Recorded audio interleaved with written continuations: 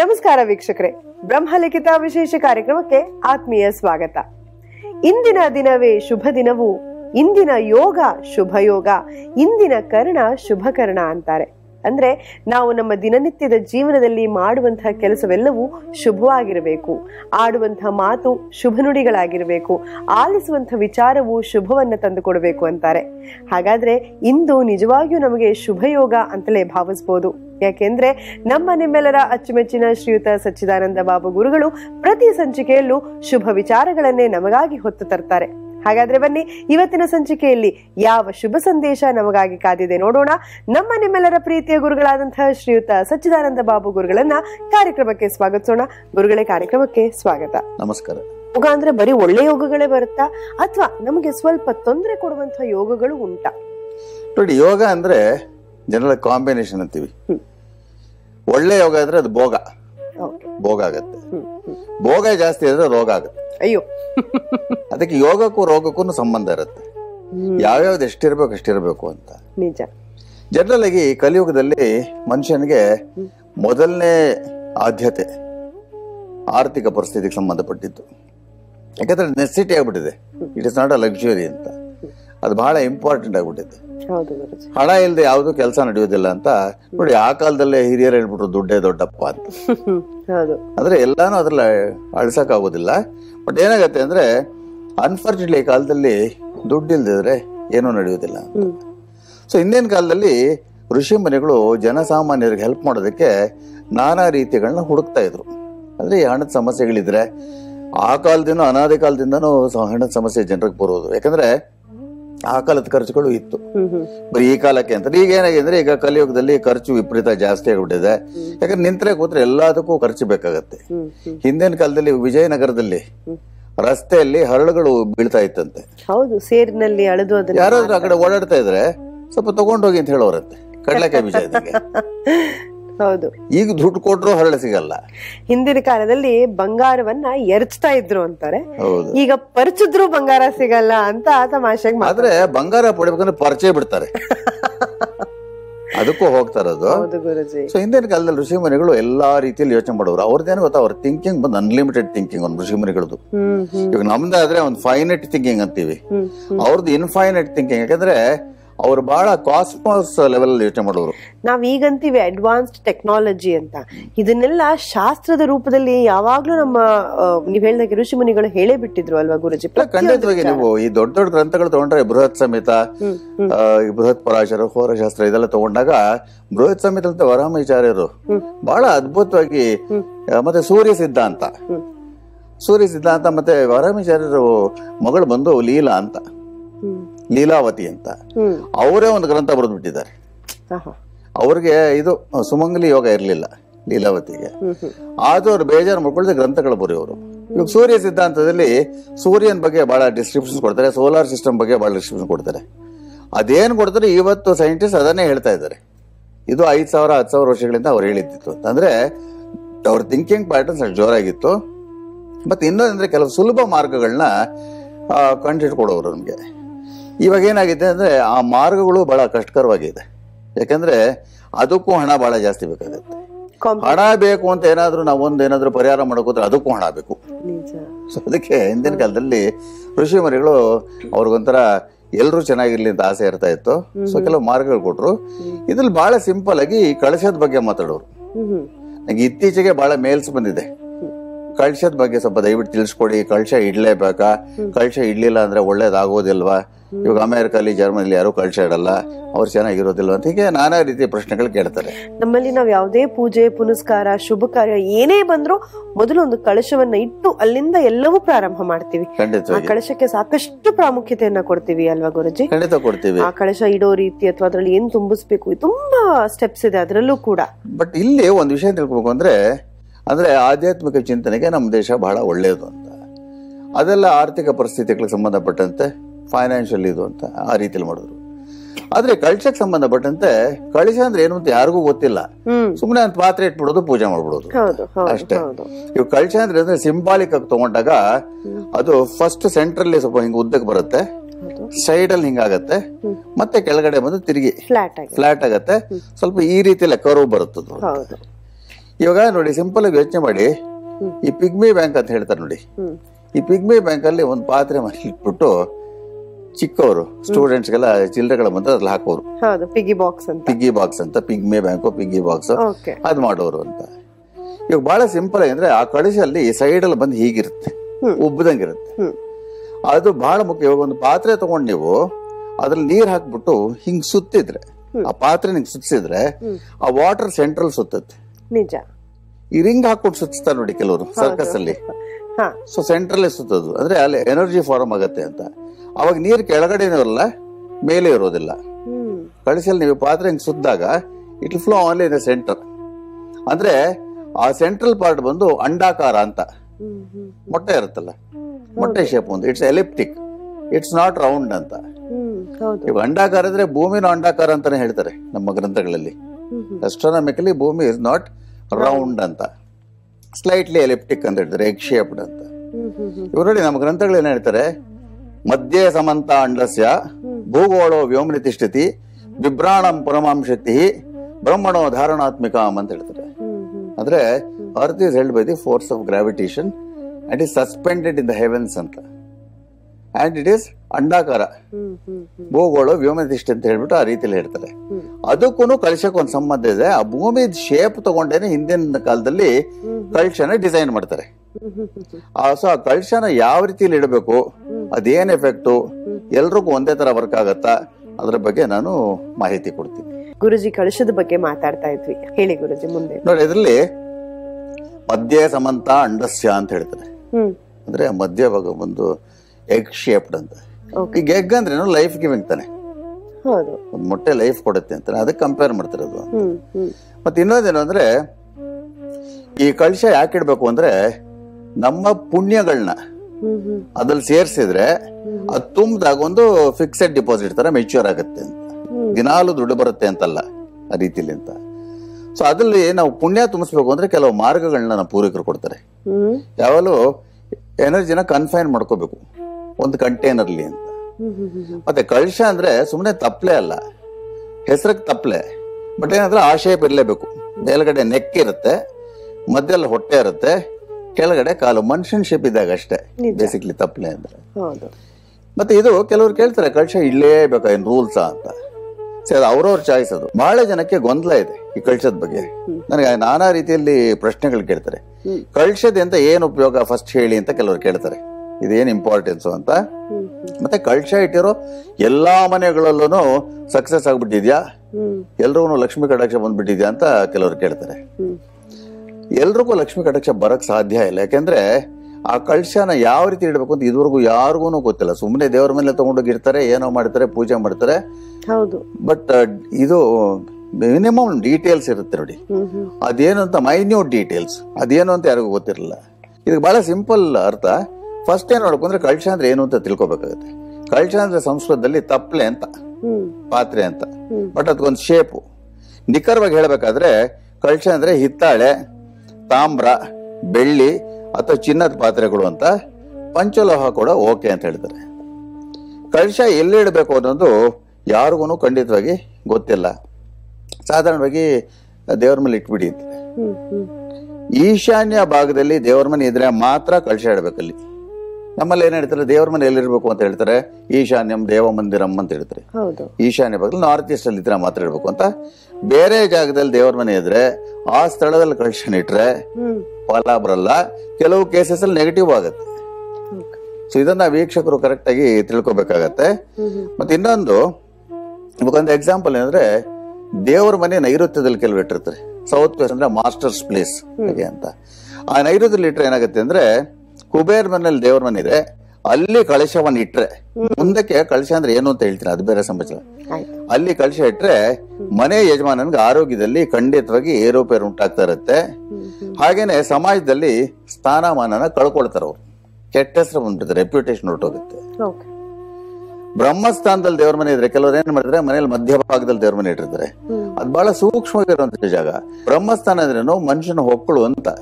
ಇವಾಗ ನಾವು ಮಲ್ಕೊಂಡಿದ್ದಾಗ ನಮ್ಮ ಹೊಟ್ಟೆ ಮೇಲೆ ಯಾರು ನಿಂತ್ಕೊಂಡ್ರೆ ಏನಾಗ್ಬೇಕು ಹೇಳಿ, ನಾಲ್ಕು ನಿಂತ್ಬಿಟ್ರೆ something can go terribly wrong ಅಲ್ವಾ. ಬಟ್ ಬ್ರಹ್ಮಸ್ಥಾನದಲ್ಲಿ ದೇವ್ರ ಮನೆ ಇಡೋದು ಬಹಳ ತಪ್ಪಾಗತ್ತೆ.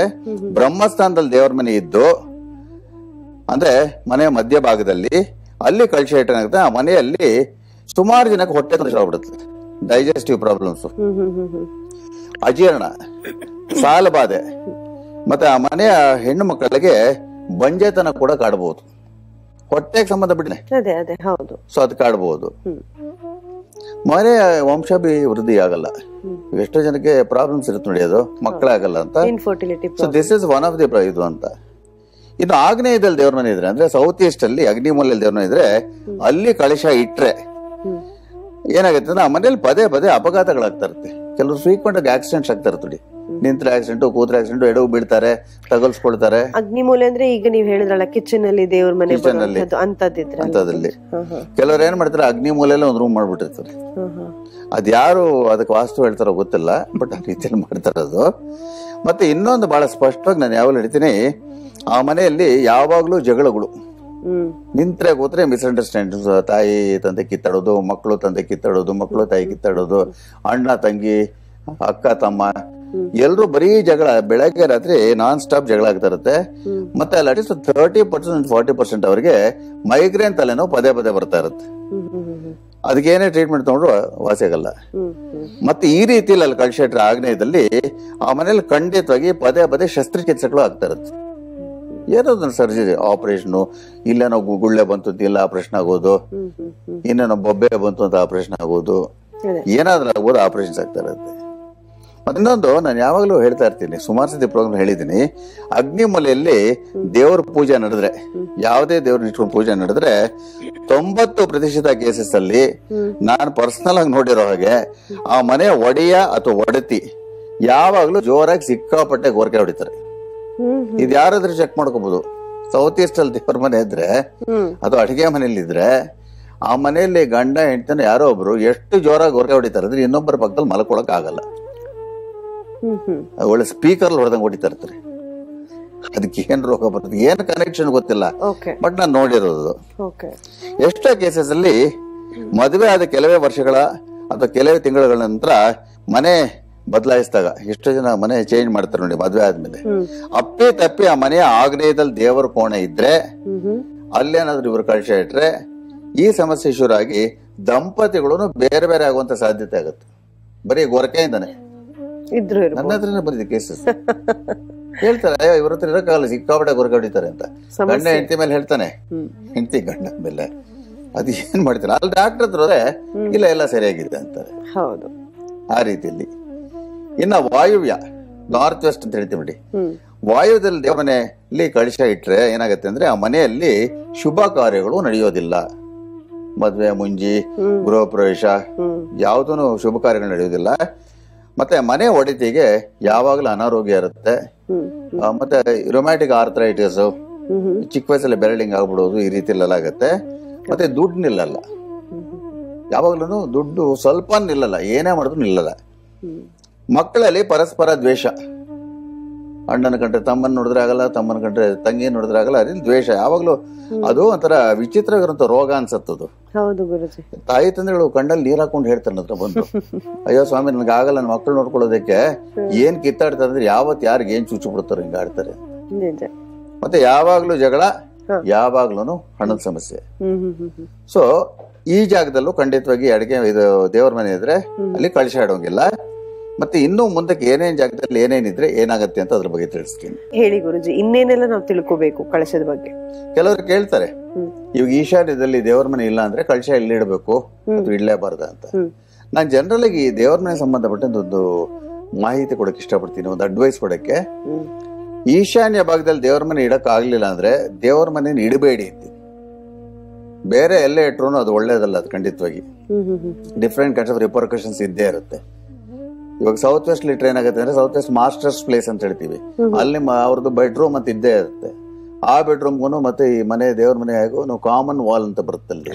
ಸೊ ದೇವರಿಗೆ ನಾವು ಕಾಲ್ ತೋರಿಸ್ದಂಗ ಆಗತ್ತೆ. ಅದಕ್ಕೆ ಈಶಾನ್ಯದಲ್ಲಿ ಇಟ್ರೆ ಇಡ್ಬೇಕು, ಅದು ಇಡ್ಲೇಬಾರ್ದು ಅಂತ. ಸಪೋಸ್ ಈಶಾನ್ಯ ಭಾಗದಲ್ಲಿ ದೇವ್ರನ್ನ ಇಲ್ಲ ಅಂದ್ರೆ ಏನ್ ಮಾಡ್ಬೇಕು ಅಂದ್ರೆ ಕಳಶ ಇಡ್ಬೇಕಾದ್ರೆ ಆ ಮನೆಯ ಈಶಾನ್ಯ ಭಾಗವನ್ನ ಫಸ್ಟ್ ಗುರ್ತಿಸ್ಕೋಬೇಕು. ಅಂದ್ರೆ ನಾರ್ತ್ ಈಸ್ಟ್ ಕಾರ್ನರ್. ಜನರಲ್ ಆಗಿ ನಾರ್ತ್ ಆಫ್ ನಾರ್ತ್ ಈಸ್ಟ್ ಬಹಳ ಶ್ರೇಷ್ಠ ಅಂತ ಹೇಳ್ತೀವಿ. ಒಂದು ರೂಮ್ ಇದೆ ಅಂತ ಇಟ್ಕೊಳ್ಳಿ, ಅಲ್ಲಿ ಈಸ್ಟ್ ನಾರ್ತ್ ಅಲ್ಲಿದ್ರೆ ಆ ಮಧ್ಯ ಭಾಗದಲ್ಲಿ ಸ್ವಲ್ಪ ಕಾರ್ನರ್ ಅಲ್ಲಿ ನಾರ್ತ್ ಈಸ್ಟ್ ಗುರ್ತಿಸ್ಕೋಬೇಕು.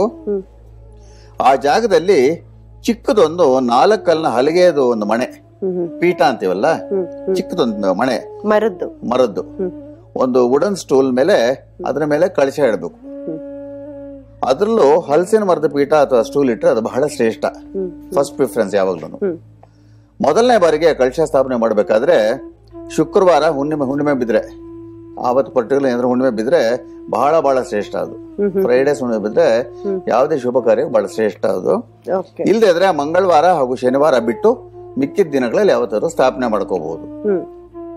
ಮತ್ತೆ ಇನ್ನೊಂದು, ಇಂಥ ದಿನಗಳಲ್ಲಿ ಮಿಕ್ಕಿದ ದಿನಗಳಲ್ಲಿ ದ್ವಿತೀಯ, ಪಂಚಮಿ, ಸಪ್ತಮಿ ಅಥವಾ ಹುಣ್ಣಿಮೆ ಬಿದ್ರೆ ಅದಿನ್ನೂ ಒಳ್ಳೇದು.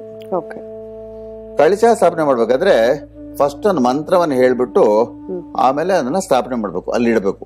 ಈ ಮಂತ್ರ ಏನು ಬರುತ್ತೆ ಅಂದ್ರೆ,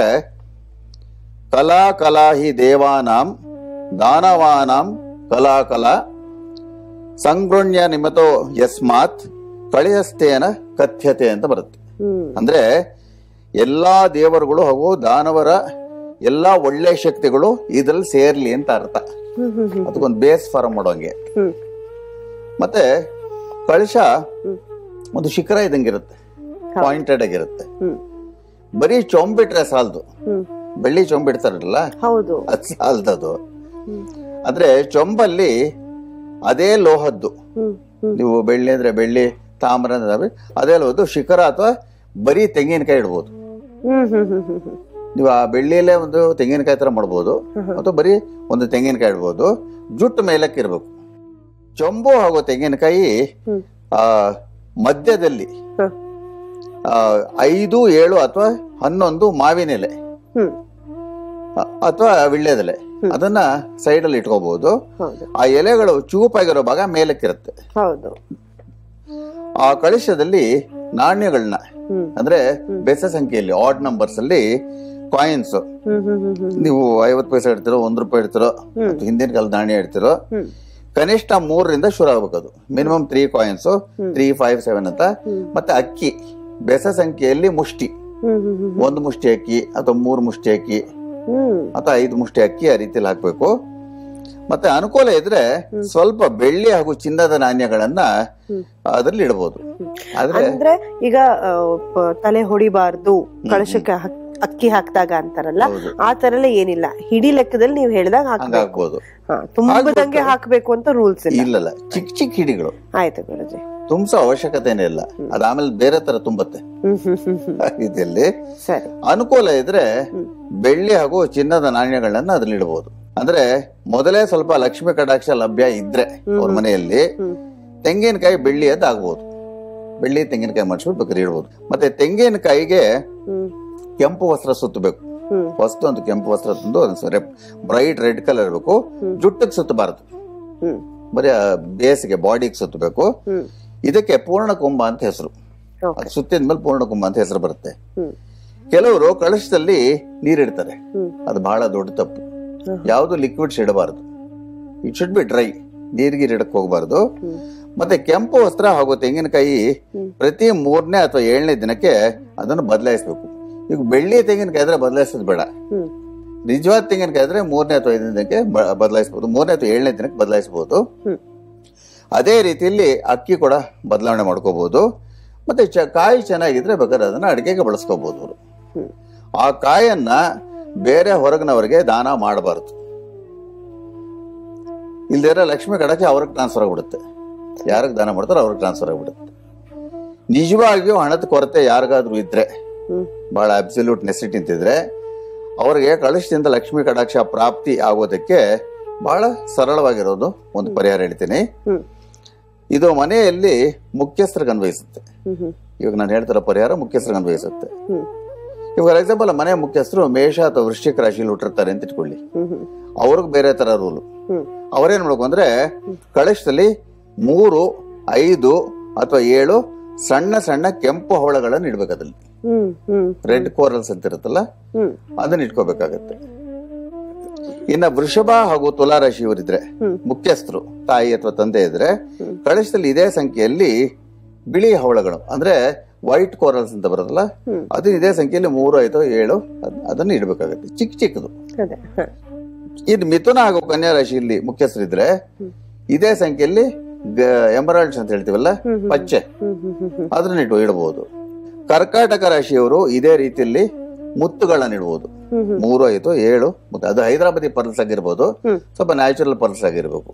ಮುಖ್ಯಸ್ಥರು ಅಂದ್ರೆ ಹಿರಿಯರು ಯಾರ ಮನೆಯಲ್ಲಿ, ಅಥವಾ ಅವ್ರಿಲ್ಲ ಅಂದ್ರೆ ಗಂಡ ಮನೆ ಯಾರು ಅಲ್ಲಿ ಹೈಯೆಸ್ಟ್, ಅಲ್ಲಿ ಯಾರು ಹೈಯೆಸ್ಟ್ ಅವರು. ಸಿಂಹ ರಾಶಿಯವರು ಇದೇ ರೀತಿಯಲ್ಲಿ ಮಾಣಿಕ್ಯ ಅಂದ್ರೆ ಕೆಂಪು ಮಾಣಿಕ್ಯ ಅಂದ್ರೆ ರೂಬೀಸ್ ನ ಅದ್ರಲ್ಲಿ ಹಾಕಬಹುದು. ಇದೆಲ್ಲ ಅದಕ್ಕೆ ಸ್ಟ್ರೆಂತ್ ಆಡ್ ಮಾಡ್ತಾ ಬರುತ್ತೆ. ಧನುಸ್ ಹಾಗೂ ಮೀನ ರಾಶಿಯವರು ಪುಷ್ಯರಾಗ ಹರಳನ್ನು ಅದ್ರಲ್ಲಿ ಇಡಬಹುದು. ಯೆಲ್ಲೋ ಸಫೈರ್ಸ್ ಅಂತ ಹೇಳ್ತೀವಲ್ಲ ಅದನ್ನ, ಅಥವಾ ಟೋಪಾಸ್ ಅಂತ ಬರುತ್ತೆ, ಅದನ್ನ ಇಡಬಹುದು. ಮಕರ ಹಾಗೂ ಕುಂಭ ರಾಶಿಯವರು ಇಂದ್ರನೀಲ ಹರಳುಗಳನ್ನ ಆ ಕಳಸಲ್ಲಿ ಇಡಬಹುದು. ಈ ರೀತಿಯಲ್ಲಿ ಮಾಡಿದ್ರೆ 3ನೇ ತಿಂಗಳಿಂದ 3 ವರ್ಷದೊಳಗೆ ಯಾವುದೋ ರೀತಿಯಲ್ಲಿ ಲಕ್ಷ್ಮಿ ಕಟಾಕ್ಷ ಅವರಿಗೆ ಖಂಡಿತವಾಗಿ ಲಭ್ಯ ಆಗತ್ತೆ. ಇನ್ನು ಮದುವೆಗೆ ಮಾಡಿರುವಂತ ಸಾಲ, ಮನೆಗೆ ಮಾಡಿರುವಂತ ಸಾಲದಿಂದ ಕೂಡ ಮುಕ್ತಿ ಸಿಗ್ಬೋದು ಅವರಿಗೆ, ಖಂಡಿತವಾಗಿ ಸಿಗತ್ತೆ. ಎಷ್ಟೋ ಬಾರಿ ಕೆಲವು ಕಾಯಿಲೆಗಳಿಂದ ಕೂಡ ಮುಕ್ತಿ ಸಿಕ್ಬಿಡುತ್ತೆ ಈ ರೀತಿಯಲ್ಲಿ ಕಳಶ ಪೂಜೆ ಮಾಡಿದ್ರೆ. ಸಾಧಾರಣವಾಗಿ ಕಳಶ ಇಟ್ರೆ ಆ ಮನೆಯಲ್ಲಿ ಆದಷ್ಟು ಮಟ್ಟಿಗೆ ಮಾಂಸಾಹಾರ ದೂರ ಇದ್ರೆ ಬಹಳ ಒಳ್ಳೇದು. ಈಗ ಮಾಂಸಾಹಾರಿಗಳು ಕೇಳ್ತಾರೆ ಹಾಗಾದ್ರೆ ನಾವು ಮಾಡ್ಲೇಬಾರ್ದ ಅಂತ. ಅದು ಅವ್ರಿಷ್ಟ ಅದು, ಯಾಕಂದ್ರೆ ಸಸ್ಯಾಹಾರನ ಯಾರು ಸೃಷ್ಟಿ ಮಾಡಿದ್ರು ಮಾಂಸಾಹಾರ ಅವನೇ ಸೃಷ್ಟಿ ಮಾಡಿರೋದು, ಅವನ್ ಕೇಳ್ಬೇಕಾಗತ್ತೆ. ಬಟ್ ಏನಂದ್ರೆ ವೈಬ್ರೇಷನ್ಸ್ ಅಷ್ಟು ಚೆನ್ನಾಗಿ ಜೆಲ್ ಆಗಲ್ಲ ಅಂತ, ಇಟ್ಸ್ ದೇರ್ ಚಾಯ್ಸ್ ಅಂತ. ಇಲ್ದಿದ್ರೆ ಕನಿಷ್ಠ ಸೋಮವಾರಗಳು, ಮಂಗಳವಾರಗಳು ಹಾಗೂ ಶುಕ್ರವಾರಗಳು ಮಾಂಸಾಹಾರ ನಿಷಿದ್ಧ ಮನೆಯಲ್ಲಿ. ಸೊ ಈ ರೀತಿಯಲ್ಲಿ ಮಾಡಿದ್ರೆ ಕಳಶಕ್ಕೆ ಸಂಬಂಧಪಟ್ಟಂತ ಪೂರ್ಣ ಫಲ ಬರುತ್ತೆ, ಅದ್ರದ್ದು ಅವ್ರಿಗೆ ಫಲ ಅನುಭವಿಸಬಹುದು. ನಿಜವಾಗ್ಲೂ ಕಳಶ ಅಂದ್ರೆ ಅವಾಗ ಅರ್ಥ ಗೊತ್ತಾಗತ್ತೆ ಅವ್ರಿಗೆ. ಸೊ ಇಷ್ಟೊಂದು ಕಳಶಕ್ಕೆ ಸಂಬಂಧಪಟ್ಟಿದ್ದು. ಸೊ ಯಾರಿಗಾದ್ರೆ ಬೆನಿಫಿಟ್ ಬೇಕು ಅಂದ್ರೆ ವೀಕ್ಷಕರಿಗೆ ನಾನು ಹೇಳಿರೋ ಮೆಥಡ್ಸ್ ಫಾಲೋ ಮಾಡ್ಕೊಂಡ್ರೆ ಖಂಡಿತವಾಗಿ ಆ ಕಳಶದಿಂದ ಬೆನಿಫಿಟ್ ಆಗತ್ತೆ. ಬಟ್ ನಿಮ್ ಮನೆ ಇದು ದೇವರ ಮನೆ ಬಂದು ಬೇರೆ ಭಾಗದಲ್ಲಿದ್ರೆ ಈಶಾನ್ಯ ಭಾಗನ ಗುರುತಿಸ್ಕೊಂಡು ಅಲ್ಲಿ ಮಾಡ್ಕೊಳ್ಳಿ. ಈ ಕಳಶದ ಕುರಿತು ಹೆಣ್ಣು ಮಕ್ಕಳಿಗೆ ನೀವು ಎಷ್ಟು ಹೇಳಿದ್ರು ಬಹುಶಃ ಅದು ಕಡಿಮೆನೆ ಅನ್ಸುತ್ತೆ. ಇನ್ನಷ್ಟು ವಿಚಾರಗಳಿದ್ರು ಕೂಡ ಖಂಡಿತ ನಮಗೆ ತಿಳಿಸ್ಕೊಡಿ. ಪ್ರಾರಂಭದಲ್ಲೇ ಅದರ ಆಕಾರದಿಂದ ಹಿಡಿದು ಅದನ್ನ ಯಾವ ರೀತಿ ಮನೆಯಲ್ಲಿ ಇಡಬೇಕು, ಯಾವ ರೀತಿ ಇಟ್ಟರೆ ಅದು ಹೆಚ್ಚು ನಮಗೆ ಪವರ್ಫುಲ್ ಆಗುತ್ತೆ ಅನ್ನೋ ಎಲ್ಲ ಮಾಹಿತಿ ತಿಳಿಸ್ಕೊಟ್ಟಿದ್ದೀರಾ. ಈ ಎಲ್ಲ ಮಾಹಿತಿಗಾಗಿ ನಮ್ಮ ವೀಕ್ಷಕರ ವತಿಯಿಂದ, ನಮ್ಮ ವತಿಯಿಂದ ವಿಶೇಷ ಧನ್ಯವಾದಗಳು. ನಮಸ್ಕಾರ. ವೀಕ್ಷಕರೇ, ನೋಡಿದ್ರಲ್ಲ ಕಳಶಕ್ಕೆ ಎಷ್ಟು ಪ್ರಾಮುಖ್ಯತೆ ಇದೆ, ಮನೆಯಲ್ಲಿ ಒಂದು ಕಳಶ ಎಷ್ಟು ಬದಲಾವಣೆಗಳನ್ನ ತರುತ್ತೆ ಅಂತ. ಈ ಬದಲಾವಣೆಗಳು ನಿಮ್ಮ ಜೀವನದಲ್ಲಿ ಇನ್ನು ಹೆಚ್ಚು ಖುಷಿಯನ್ನ, ಸಂತೋಷವನ್ನ ತಂದುಕೊಡ್ಲಿ ಅಂತ ಹೇಳ್ತಾ ಇವತ್ತಿನ ಸಂಚಿಕೆಯನ್ನ ಮುಗಿಸ್ತಿದ್ದೀವಿ. ಮತ್ತಷ್ಟು ವಿಶೇಷ ಮಾಹಿತಿಯೊಂದಿಗೆ ಭೇಟಿ ಆಗ್ತೀವಿ ಮುಂದಿನ ಬ್ರಹ್ಮಲಿಖಿತ ಕಾರ್ಯಕ್ರಮದಲ್ಲಿ. ಅಲ್ಲಿವರೆಗೂ ನಮಸ್ಕಾರ.